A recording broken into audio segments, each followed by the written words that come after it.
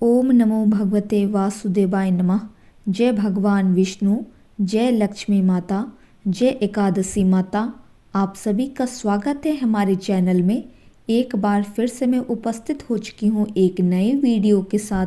सबसे पहले आप सभी को उत्पन्ना एकादशी 2023 की ढेर सारी शुभकामनाएं। यही आशा करती हूँ एकादशी माता और भगवान विष्णु हम सब पे अपनी कृपा दृष्टि हमेशा बनाए रखेंगे। आज की इस वीडियो में हम आप सभी को उत्पन्ना एकादशी के बारे में संपूर्ण जानकारी देंगे, जैसे कि उत्पन्ना एकादशी कब है, इसकी शुभ मुहूर्त क्या है, इसकी पूजन विधि क्या है और साथ ही व्रत कथा क्या है। तो कृपया करके पूरी वीडियो में अंत तक जरूर बने रहें।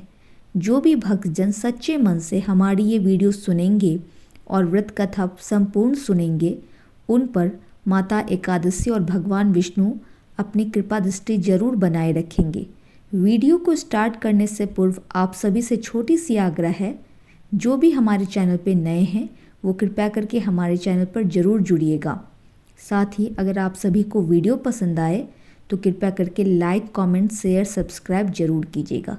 तो चलिए अब बिना किसी देरी के अपने वीडियो को स्टार्ट करते हैं और सबसे पहले जानते हैं उत्पन्ना एकादशी कब है, इसकी शुभ मुहूर्त क्या है, इसकी पूजन विधि क्या है और उसके पश्चात हम व्रत कथा जानेंगे। मार्गशीर्ष माह की उत्पन्ना एकादशी की शुरुआत 8 दिसंबर 2023 को सुबह 5:06 पर हो रही है। इसका समापन 9 दिसंबर 2023 को सुबह 6:31 पर होगा। ऐसे में उत्पन्ना एकादशी का व्रत 8 दिसंबर को रखा जाएगा गृहस्थ लोगों के लिए और 9 दिसंबर को वैष्णव जन रख सकते हैं व्रत का पारण का समय है 9 दिसंबर 2023 को दोपहर 1:15 से दोपहर 3:20 तक। अब मैं आप सभी को उत्पन्ना एकादशी की पूजा विधि बता रही हूँ, तो कृपया करके ध्यानपूर्वक सुनिए। सबसे पहले सुबह जल्दी उठकर स्नान आदि से निवृत्त हो जाएं। सबसे पहले गणेश जी की पूजन करें। इसके पश्चात भगवान विष्णु की पूजन करें, माता लक्ष्मी की पूजन करें और साथ ही एकादशी माता की पूजन करें। व्रत पूजन का संकल्प लें। भगवान विष्णु को गंगाजल से अभिषेक करें। इसके पश्चात धूप दीप दिखाएं, नैवेद्य चढ़ाएं। इसके पश्चात चालीसा पढ़ें। साथ ही उनके प्रिय मंत्रों का जाप करें कम से कम 108 बार। इसके पश्चात आप सभी को व्रत कथा सुननी है या फिर पढ़नी है। इसके पश्चात आरती पढ़ें या सुने। इसके बाद आप सभी परिवारजनों के बीच प्रसाद का वितरण करें। अब मैं आप सभी को उत्पन्ना एकादशी व्रत कथा सुनाने जा रही हूँ, तो कृपया करके भगवान विष्णु का और एकादशी माता का ध्यान करें। अपनी अपनी मनोकामनाएं उनके समक्ष रखें और पूरे ध्यानपूर्वक उत्पन्ना एकादशी व्रत कथा सुने। निश्चित ही भगवान विष्णु और एकादशी माता हम सभी पे अपनी कृपा दृष्टि बनाए रखेंगे। तो अब मैं कथा प्रारंभ कर रही हूँ उत्पन्ना एकादशी 2023 की, तो कृपया करके ध्यानपूर्वक सुनिए। जय भगवान विष्णु, जय एकादशी माता, जय तुलसी माता, जय लक्ष्मी माता। धर्मराज युधिष्ठिर कहने लगे, हे भगवान, मैंने कार्तिक शुक्ल एकादशी अर्थात प्रबोधनी एकादशी का सविस्तार वर्णन सुना। अब आप कृपा करके मुझे मार्गशीर्ष माह के कृष्ण पक्ष की एकादशी के विषय में भी बतलाइए। इस एकादशी का क्या नाम है, इसके व्रत का क्या विधान है, इसकी विधि क्या है, इसका व्रत करने से किस फल की प्राप्ति होती है, कृपया यह सब विधान पूर्वक कहिए। युधिष्ठिर कहने लगे, हे भगवान, आपने हजारों यज्ञ को भी एकादशी व्रत के बराबर नहीं बताया, सो यह तिथि सब तिथियों में उत्तम कैसे हुई, बताइए। भगवान श्री कृष्ण बोले, मार्गशीर्ष माह के कृष्ण पक्ष में आने वाली इस एकादशी को उत्पन्ना एकादशी कहा जाता है। इसकी कहानी मैं तुमसे कहता हूँ, ध्यान पूर्वक सुनो। भगवान कहने लगे, हे युधिष्ठिर, सतयुग में मूर नाम का दैत्य उत्पन्न हुआ। वह बड़ा बलवान और भयानक था। उस प्रचंड दैत्य ने इंद्र, आदित्य, वसु, वायु आदि सभी देवताओं को पराजित करके भगा दिया। तब इंद्र सहित सभी देवताओं ने भयभीत होकर भगवान शिव से सारा वृतांत कहा और बोले, हे कैलाशपति, मूढ़ दैत्य से भयभीत होकर सब देवता मृत्युलोक में फिर रहे हैं।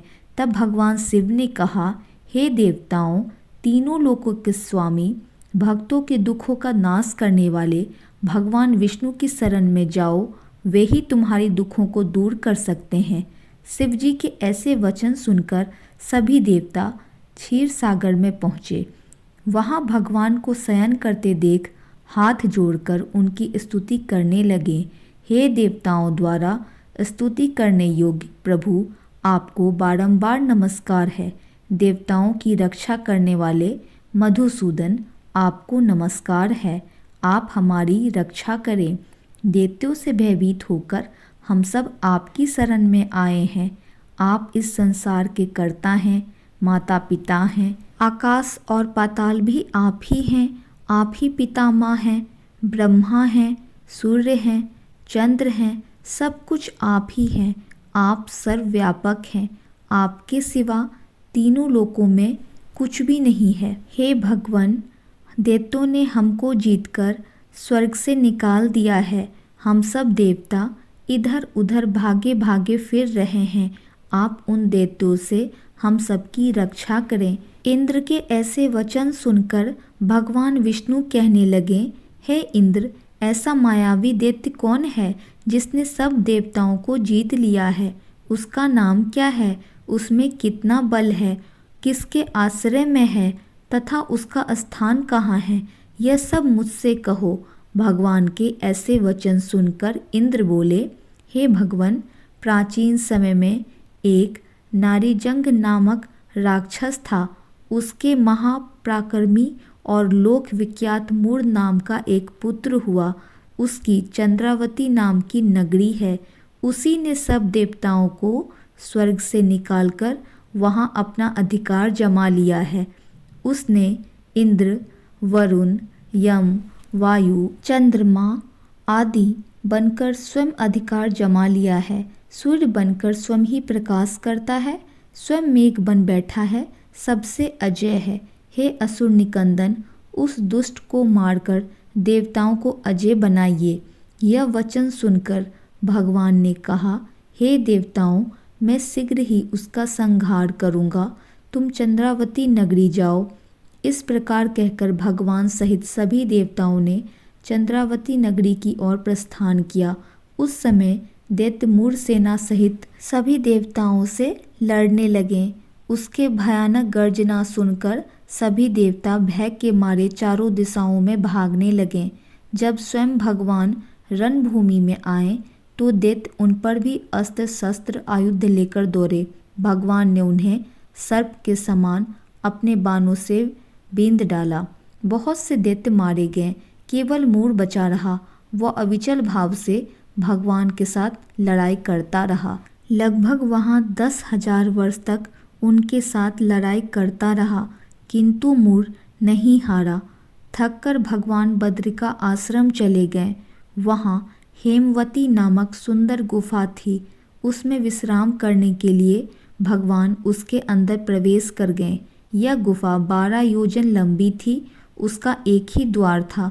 विष्णु भगवान वहाँ योग निद्रा की गोद में सो गए। मूढ़ भी पीछे पीछे आ गया और भगवान को सोया देखकर मारने को आगे बढ़ा।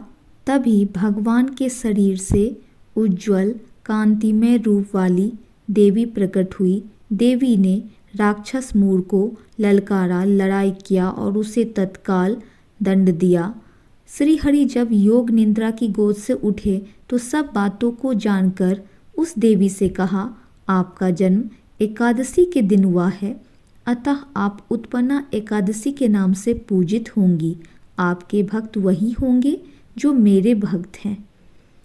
कथा समाप्त। जय भगवान विष्णु, जय लक्ष्मी माता, जय एकादशी माता, जय तुलसी माता। यही आशा करती हूँ आप सब अपने अपने घरों में अच्छे से उत्पन्ना एकादशी व्रत पूजा करेंगे। जय भगवान विष्णु। ओम नमो भगवते वासुदेवाय नमः।